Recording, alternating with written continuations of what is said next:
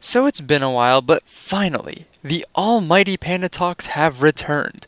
I've been really busy, and even though I'm on summer break, now my jobs are taking a good portion of my free time away, so I decided to do what any rational human would do, and I traded one of my days off for more work. But that's beside the point, cause now I'm writing my scripts at work, which means I'm getting paid to write Panda Talks.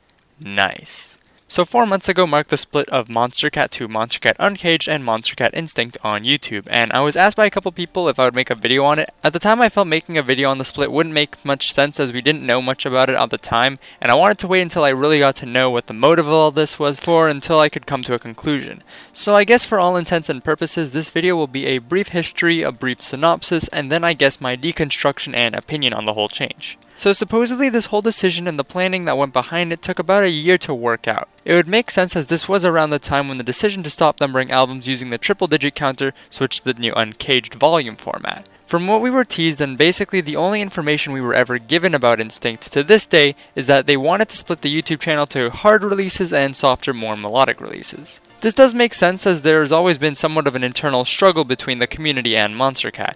There would never be a fair and equal amount of songs and people would complain if there was too much or too little, such as when there was too much future bass or not enough dubstep and drumstep. Another similar issue can be referred back to when Monstercat seemed to have a marathon of hard releases, and with that came many people who said they wanted more chill and indie dance to make a return. Not to even forget that before the chain of hard tracks, people were complaining to bring back the harder tracks. And so became the new Instinct and Uncaged rebranding. A lot of people thought of this to be somewhat hypocritical of their old slogan, as the goal of Monstercat was to bring diversity, and splitting their music into categories would go backwards, to which personally I would say, you can't force diversity sometimes. A number of times this issue has even been addressed by even Darlington himself, saying that they don't ask producers to make a specific type of track. Oftentimes producers would go with the trend and make what they want, which explains really well why we keep getting so much future bass or why Complextro never really came back many years ago. Now while I could splurge my opinion here, I think this actually goes a bit further than just splitting into two YouTube channels. See, I like to refer to the YouTube channels as the two R's, radio music and rave music. Now,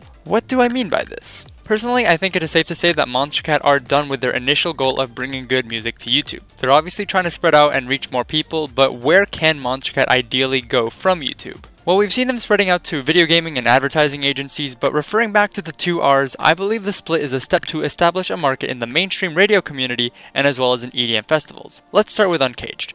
Uncaged, or rave music, I think is fair to say that has been established a lot more easily and prevalently as it has already had 3 volumes over Instinct. And while those albums had their fair share of softer melodic music, they have definitely stepped up their game with harder tracks. Monstercat is no shy face from the EDM festival scene, especially with their presence at major festivals like Tomorrowland, with representation from frequent partygoers like Keizo, Sanholo, Slander, Slushy, OK, and other major artists.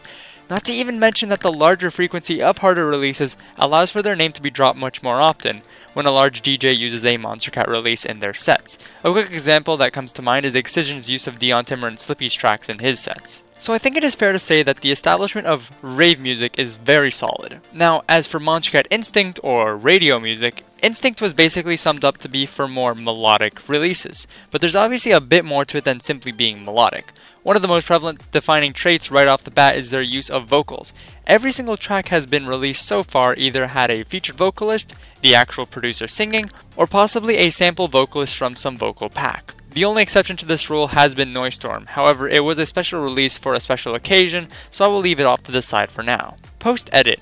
How come you gotta do this to me, Stephen Walking? You too? Whatever, my point still stands. I cannot think of a single mainstream pop or radio track that does not have vocals, and personally one of the cool things about mainstream radio is that they have definitely begun to take numerous EDM themes or tips and have begun to implement them into their own music.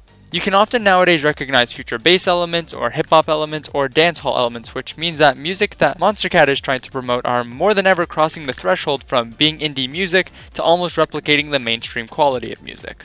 Monstercat knows that they have the EDM scene in their hands. At this point, I truly believe that if they really want to grow more than ever, that their whole motive is to get into the mainstream scene. I mean, can we even forget that they literally got Adam Young on their opening track? And that's not even the beginning of it. They are pushing so hard for this to work that honestly they deserve a lot of credit for going through this endeavor. They're hiring artists to create a completely separate branding, new merchandise line, they're recruiting so many new artists. I mean, can we even acknowledge that they bought ad space for freaking Times Square, New York? That is in the thousands of dollars we are talking. Instinct is a massive investment. I believe if I had to guess, Monstercat have in a sense been trying to downplay this because they still want to be seen as an indie label, and they are holding on to that very tightly. If we're going to compare them to labels such as UMG or WMG, then yes, they're very indie, but they're also massive. Having partners in industries like Rocket League, Apple, MTV, and Netflix, Monstercat is everywhere, even if we aren't aware of it. Again, I believe credit is due where it should be. The amount of work that goes on behind the scenes is probably insane, and though they may be having some growing pains as they have changed a lot since years prior, they still, in my opinion, have managed to maintain really good connections with the community that got them to where they are, and that's not something that many companies can truly say. In conclusion, the split and spawn of Uncaged and Instinct is a defining moment for Monstercat and one that I can support very much.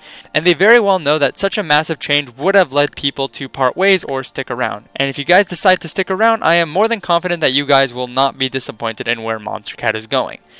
Anyways, that is all for this Panda Talk. As always, if you guys have suggestions for what I should talk about, leave a comment. I read everything.